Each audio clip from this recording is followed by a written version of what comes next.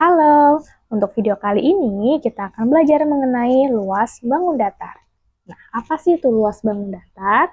Bicara mengenai luas, kita berarti berbicara mengenai daerah yang ada di bangun datar tersebut, ukurannya berapa, gitu. Ya, bayangkan di sini kita punya suatu lantai berbentuk persegi panjang. Lantai ini masih kosong, belum ada ubinnya. Nah, kita akan pasang ubin. Kita udah beli nih ubin. Ubinnya bentuknya persegi, ya. Satu ubin ini berukuran 1 meter kali 1 meter. Oke, ubin ini akan kita pasang di lantainya. Coba nanti kita akan hitung ada berapa banyak ubin yang bisa terpasang. Oke, ya. Nah, kita hitung ya. Berarti yang pertama nih, baris yang pertama ada 1, 2, 3, 4, 5, 6. Ada 6 ubin. Ya, pada baris kedua juga 6, yang ketiga juga ada 6. Sehingga totalnya adalah 18 ubin. Bisa kita katakan bahwa luas dari si lantai ini sebanyak 18 ubin. Nah, atau kita tuliskan 18 dari mana? Dapat dari 6 plus 6 plus 6. Ya kan, dijumlahkan semuanya. Ini bisa kita bentuk perkalian ya. Ada penjumlahan berulang sebanyak 3 kali. 6-nya berulang sebanyak 3 kali. Sehingga kita tuliskan 3 kali 6. Oke, nah 3-nya sebagai apa? 3 itu sebagai lebarnya. Ya kan? 1, 2, 3 ini sebagai lebarnya. Lebar si lantai sebanyak 3 ubin. Jadi bisa kita tulis 3 itu adalah lebarnya. Kemudian 6 itu apa? 6 itu panjangnya si lantai, dapat 6 ubin panjangnya. Sehingga luas bisa kita rumuskan sebagai lebar kali panjang. Atau biar lebih cantik kita ubah nih, boleh luas adalah panjang kali lebar. Kenapa boleh dibalik? Karena dia perkalian, sifatnya komutatif. Jadi ketika dibalik pun juga diperbolehkan. Gitu ya. Itu luas dari si bangun datar persegi panjang. Nanti setelah ini kita akan buktikan luas dari macam-macam bangun datar yang lain. Nah, nanti setelah ini kita akan buktikan luas dari bangun datar yang lain menggunakan POV dari si persegi panjang ini. Nah, coba gimana ya? Kita buktikan dari bangun datar yang pertama dulu. Kita save dulu nih, tadi persegi panjang adalah luasnya panjang kali lebar, ya. Kita berangkat dari si bangun datar persegi. Seperti ini, oke? Persegi, ingat bahwa unsurnya adalah punya 4 sisi dan setiap sisinya panjangnya sama ukurannya. Jadi kalau bicara luas, persegi sama halnya persegi panjang. Panjang kali lebar, ya. Panjangnya apa? Nah, misal di sini saya tuliskan 2, ini 2, ukurannya 2 cm ya. Berarti panjangnya adalah, panjangnya ini 2, lebarnya adalah 2. Jadi 2 kali 2, 4. Kalau ini satuannya cm, berarti ini 2 cm persegi.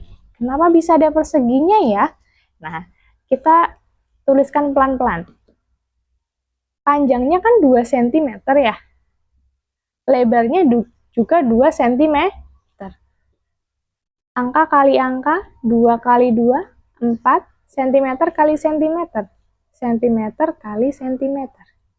Kan kurang cantik ya penulisannya seperti ini, sehingga kita percantik menjadi cm-nya pangkatkan 2, karena berulang perkalian sebanyak 2 kali. Kita kuadratkan.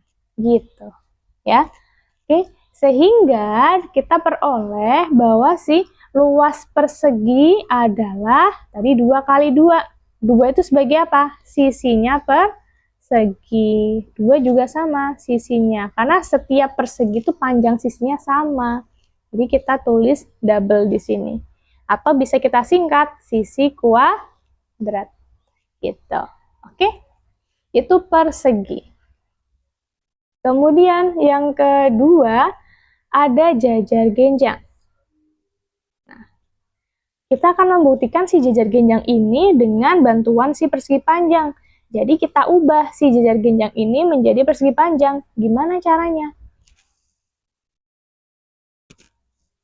Nah, berarti caranya adalah kita potong bagian dari si jajar genjang ini. Nah, ke sini ya. Ini kita potong, kita tempelkan ke sebelah sini. Jadi nanti menyerupai gini. Nah, ya, potongan yang tadi di sebelah kanan kan kita pindah ke kiri, nanti menjadi seperti ini. Nah, ini jadi potongannya. Oke, sama ya. Jadi ternyata si jajar genjang kalau kita potong segitiga di sebelah kanan, kita tempelkan di sebelah kiri, dia mirip sekali dengan si bentuk persegi panjang. Jadi luasnya adalah sama, panjang kali lebar. Tetapi dalam si jajar genjang biasanya penyebutannya bukan panjang kali lebar, tapi panjangnya yang ini kita simbolkan dengan alas atau dikasih huruf A. Terus lebarnya ini dikatakan T atau ketinggiannya gitu. Jadi yang panjang ini tadi sebagai alasnya, lebar yang ini kita ganti simbolnya dengan T atau tingginya. Boleh sama aja. Ya. Jadi luas jajar genjang alas kali tinggi. Oke. Sekarang kita lanjut lagi ke bangun yang selanjutnya. Adalah trapesium. Coba gimana ya agar trapesium ini kita cari luasnya?